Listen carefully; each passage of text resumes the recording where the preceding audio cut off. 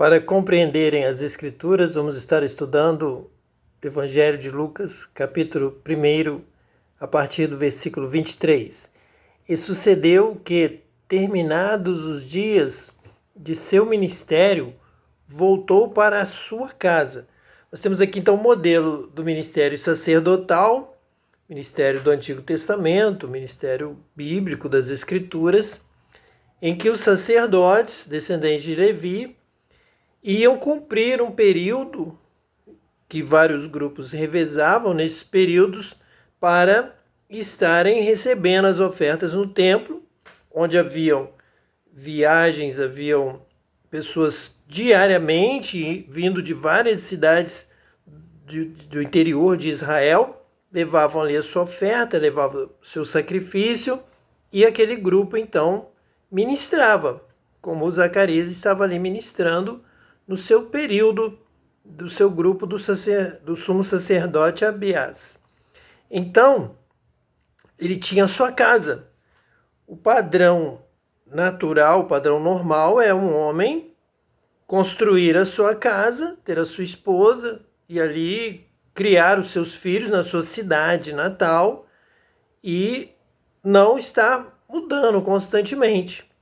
Então, o melhor mesmo, mais adequado, é que você permaneça, sempre que possível, na sua cidade natal e ali construa toda a sua história. Ali realmente realize os seus planos, os seus sonhos, dê estabilidade à esposa, ao cuidado da casa, do lar, ao desenvolvimento, ao progresso, e também os filhos vão sendo criados, vão crescendo e realmente criam raízes de amizades, criam raízes econômicas também, e ali permanece. A não ser que ocorra alguma crise, alguma dificuldade, que não seja possível então o sustento, então sim justifica-se a busca de outro lugar, outro país, outra cidade, e realizar então este processo de imigração. Então aqui nós vemos o sacerdote indo a Jerusalém, permanecendo lá nos dias do seu ministério, terminou o seu tempo, ele volta para sua casa e outro grupo assume ali o serviço do templo, do recebimento das ofertas, da apresentação dos sacrifícios, manter a chama acesa, queimar o incenso, orar, intercedendo por todos que ali forem. Isso então ocorreu e sucedeu que, terminados os dias do seu ministério, voltou para sua casa. Versículo 24. E depois daqueles dias, Isabel, sua mulher, concebeu, e por 5 meses se ocultou, dizendo: Assim me fez o Senhor, nos dias em que atentou em mim, para destruir o meu opróbrio entre os homens. Então nós temos aqui uma ideia de que Isabel foi cuidadosa, ela procurou ser humilde, ela estava realmente exaltada, feliz. Deus, o Senhor, havia tentado para ela e estava destruindo o opróbrio que ela sofria por não poder ter filhos. Todos tinham pena dela, alguns não tinham pena, riam dela, alguns a criticavam, outros oravam. Então era realmente uma situação até certo ponto constrangedora, de opróbrio, segundo aqui o texto, aqui vivia Isabel. Então nós aqui entendemos que Isabel procurou manter um período de oração, de reflexão, de meditação, para evitar confrontos, evitar uma palavra agressiva, evitar que ela descontasse nos outros agora com soberba. Então Isabel esteve ali retirada durante 5 meses.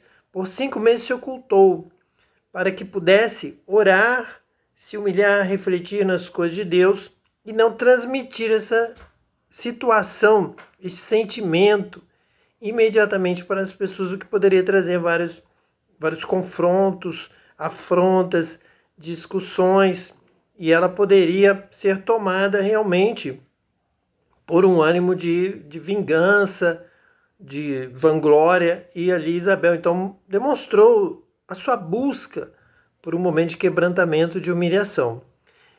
Porém, diz aqui o versículo 26, e no 6º mês foi o anjo Gabriel enviado por Deus a uma cidade da Galiléia chamada Nazaré. Então vemos aqui o plano de Deus, então, que havia começado lá com Zacarias no templo. Isabel agora concebeu o menino que seria João Batista. E no 6º mês, então, houve essa continuidade desse projeto de Deus de salvação, de redenção, da vinda do Messias, naquele tempo adequado, propício. Então o anjo Gabriel, mesmo que foi mandado para Zacarias, para dar ali a mensagem do nascimento de João Batista, é enviado a uma cidade da Galiléia chamada Nazaré. Diz o versículo 27, há uma virgem desposada com um homem, cujo nome era José, da casa de Davi, e o nome da virgem era Maria. Então a importância de Maria ser uma virgem para que as profecias se cumprissem a respeito do nascimento do Messias, que nasceria de uma virgem conceberá. Então, justamente da casa de Davi, a profecia de que Deus levantaria um rei da descendência de Davi e que o seu reino não teria fim. Nós vamos ler isso daqui a pouco, confirmando as promessas dadas a Davi e a sua casa. E o nome da virgem era Maria. Isso vai nos mostrar o fundamento das escrituras em relação ao Antigo Testamento, em relação ao povo de Israel, em relação aos judeus. Jesus mesmo vai falar com a mulher samaritana que a salvação vem dos judeus, a salvação vem de nós, vem do povo de Jesus, de Davi, da promessa do Messias. O Messias vem de Davi. O Messias vem dos judeus, de Judá, da tribo de Judá, da tribo de Davi. Então, nós vemos aqui que Jesus está assumindo este caminho da salvação que vem do Gênesis, vem do Antigo Testamento, vem da Torá, vem das Escrituras.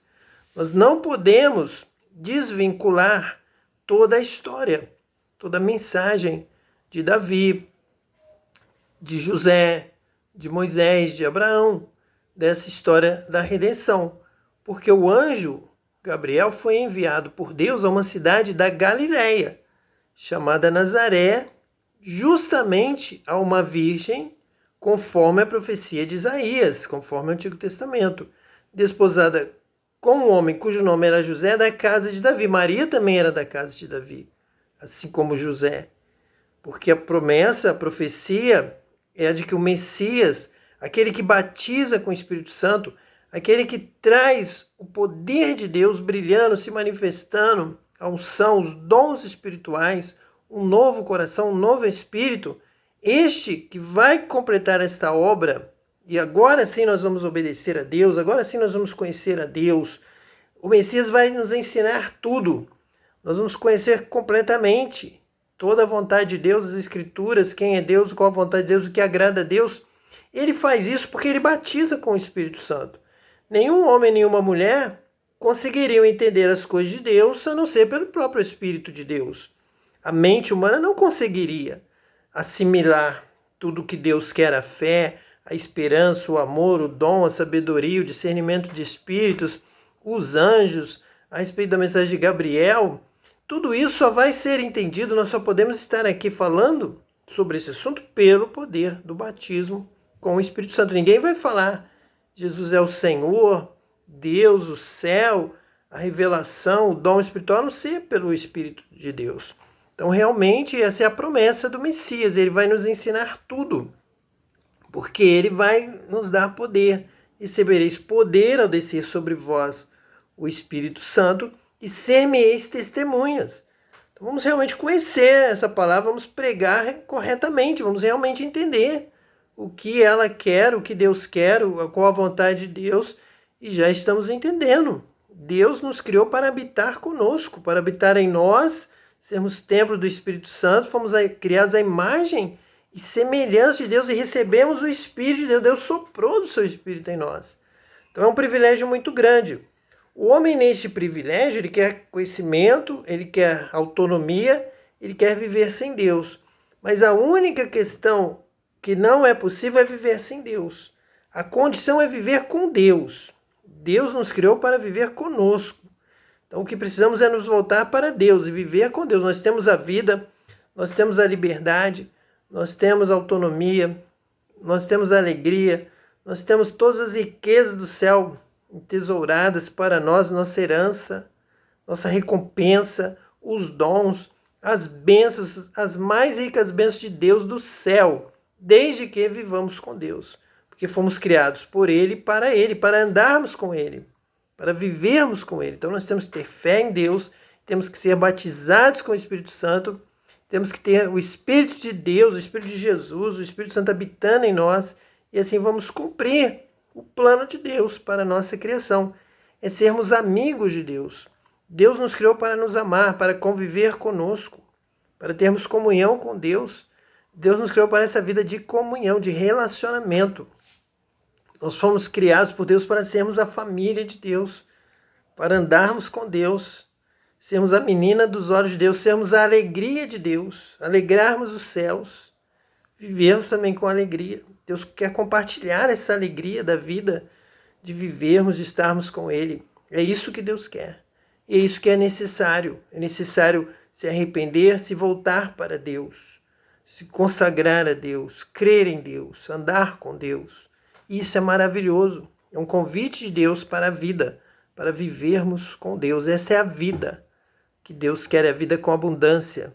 Ele nos criou para essa vida com Ele, seja aqui, seja em qualquer lugar, qualquer plano, em qualquer cidade, no primeiro céu, no sétimo céu. O importante é estarmos com Deus, estarmos com Ele eternamente, agora, para todo sempre. Que Deus te abençoe, que você também seja batizado com o Espírito Santo e receba essa vida com abundância, receba a alegria do céu. Deus te abençoe hoje eternamente, em nome de Jesus, o Messias. Amém.